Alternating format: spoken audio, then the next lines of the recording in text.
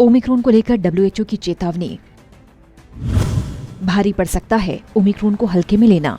दुनिया भर में कोरोना के नए वेरिएंट ओमिक्रॉन का कहर जारी है। ओमिक्रॉन वेरिएंट काफी तेजी के साथ लोगों में फैल रहा है। इस बीच डब्ल्यूएचओ ने कहा है कि ये वेरिएंट डेल्टा की तुलना में कम गंभीर है, लेकिन इसका कतई ये मतलब नहीं कि इसे हल्के में लें। विश्व स्वास्थ्य संगठन के डायरेक्टर जनरल टेड्रोस एडनॉम ने गुरुवार को कहा कि पिछले सप्ताह कोरोना के सर्वाधिक मामले सामने आए थे। ओमिक्रॉन उन लोगों से कम गंभीर है जिन्होंने खासतौर पर वैक्सीन की दोनों डोज लगवाई हैं, लेकिन इसका ये मतलब नहीं कि हमें इसे हल्के में लेना चाहिए। उन्होंने कहा कि लोग ओमिक्रॉन के चलते अस्पताल में भर्ती हो रहे हैं और अपनी जान भी गंवा रहे हैं। ओमिक्रॉन वेरिएंट की वजह से दुनिया भर में कोरोना के मामलों में तेजी के साथ इजाफा हो रहा है। बीते 24 घंटे में दुनिया के 6 देशों में 1 लाख से ज्यादा कोरोना के आंकड़े दर्ज हुए। बीते दिन पूरी दुनिया में 24,97,000 नए कोरोना संक्रमित मिले।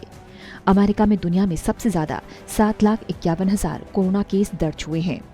इसके अलावा फ्रांस में 2,61,000, इटली में 2,19,000, ब्रिटेन में 1,89,000, भारत में 1,14,000, अर्जेंटीना में 1,09,000 कोरोना केसेस मिले हैं।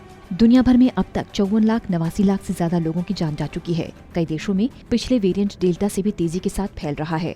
डब्ल्यूएचओ के डायरेक्टर जनरल ने कहा कि संक्रमित लोगों की सुनामी इतनी तेजी से बढ़ रही है कि दुनिया भर में स्वास्थ्य व्यवस्था पर भारी दबाव बना सकती है। अस्पताल में जरूरत से कहीं अधिक भीड़ हो रही है। स्टाफ की कमी हो रही है, जिसके चलते लोग न सिर्फ कोरोना से अपनी जान गंवा रही हैं, बल्कि वो लोग भी अपनी जान गंवा रहे हैं जो अस्पताल में भीड़ की वजह से समय पर इलाज नहीं मिल रहा, जिस तरह से टीकाकरण की रफ्तार कम है। बूस्टर डोज पर उठाए सवाल। उन्होंने दुनिया भर में कुछ देशों द्वारा बूस्टर डोज दिए जाने के औचित्य पर भी सवाल उठाए और कहा कुछ देशों में कोविड रोधी वैक्सीन के बूस्ट के बाद भी बूस्टर डोज से महामारी का अंत नहीं होगा, बल्कि अरबों लोग पूरी तरह से असुरक्षित रहेंगे। लेकिन हम हालात को हालात से बदल सकते हैं। हमें ऐसा करना भी चाहिए। भविष्य के लिए अभी से तैयारी करते हुए हम एक छोटी सी अवधि में इस महामारी की तीव्रता के चरण को समाप्त कर सकते हैं। Omicron does appear to be less severe compared to Delta, especially in those vaccinated. It does not mean it should be categorized as mild. Just like previous variants, Omicron is hospitalizing people and it's killing people.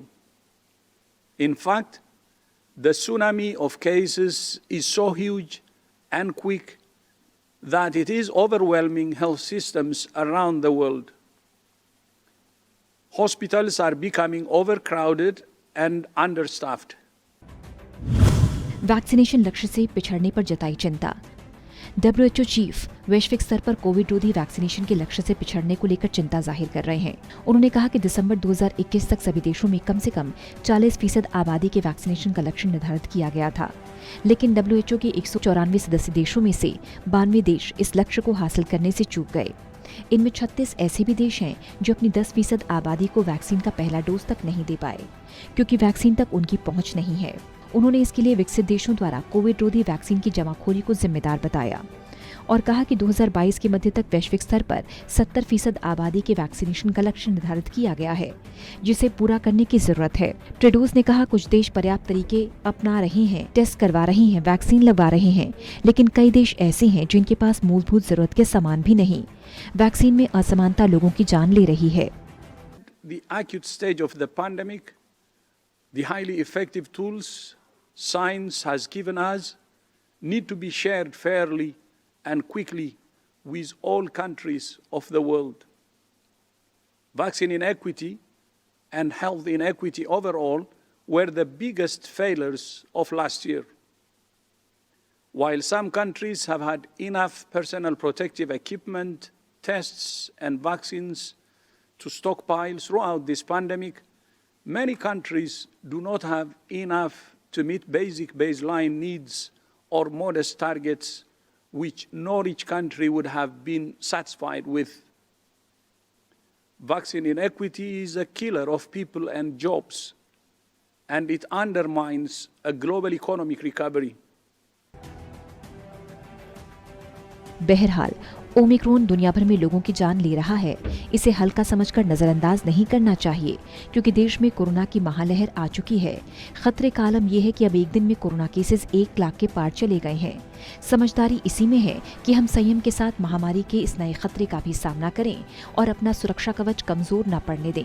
इसलिए Covid नियमों का पालन करते रहें और अपना ध्यान रखें। Special desk, total news.